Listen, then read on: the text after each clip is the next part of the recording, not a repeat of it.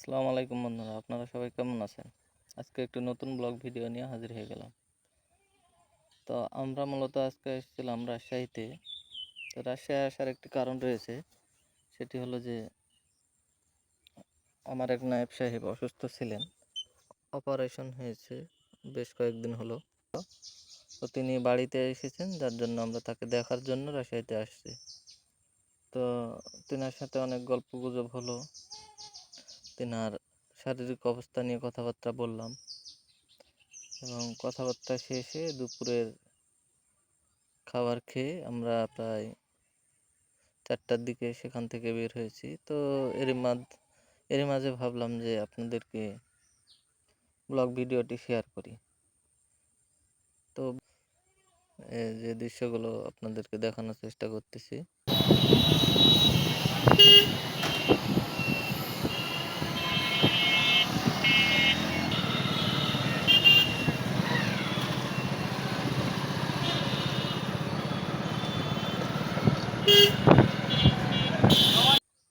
আপনারা দেখতে পাচ্ছেন স্ক্রিনে, এইটা বিমানবন্দর, শাহ মখদুম বিমানবন্দর, যেটা রাজশাহীতে অবস্থিত। সেটির বিমানের একটি নকশা করা রয়েছে। আর রাজশাহী অঞ্চলে দেখেন রাস্তাঘাটের কি উন্নতি। রাস্তায় যে বাল্বগুলো দেওয়া হয়েছে, রাতে যে বাল্বগুলো জ্বলে, সেগুলো অনেক উন্নত মানের। আমরা পোয়াবা পার হলাম, পোয়াবা উপজেলা। তো রাস্তাঘাটে অনেক জ্যাম, তবে জ্যামটা আগের তুলনায় অনেক কম। আর এইটা আমরা মোহনপুরের দৃশ্য এটা। এইগুলো হলো পানের বরজ, যেখানে পান চাষ করা হয়। এই যে দেখতে পাচ্ছেন মাঝে মাঝে এখানে পান চাষ করা হয়। তো এই এলাকায় পান হলো অনেক বিখ্যাত, মোহনপুরের পান। সেদিককার জীবনের তাগিদে তারা পান চাষটাই বেশি করে থাকে। এই যে আমরা ত্রিমোহনী বাজার, মোহনপুর বাজার পার হয়ে একটু সামনে ত্রিমোহনী বাজার দিয়ে মান্দা ব্রিজ দিয়ে আমরা আমাদের বাসার লক্ষ্যে যাচ্ছি।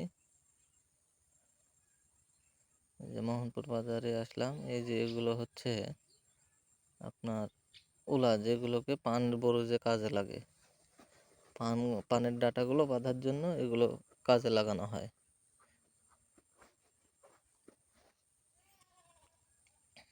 যে দেখতে পাচ্ছেন আকাশ কি সুন্দর, মেঘলা আকাশ। এই যে এগুলো ছোটখাটো নদীর মতো, যেগুলো তো ডুবেছিল বর্ষার সময়। দেখতে পাচ্ছেন এই যে আকাশগুলো দেখেন কি সুন্দর আকাশ, মেঘাচ্ছন্ন আকাশ।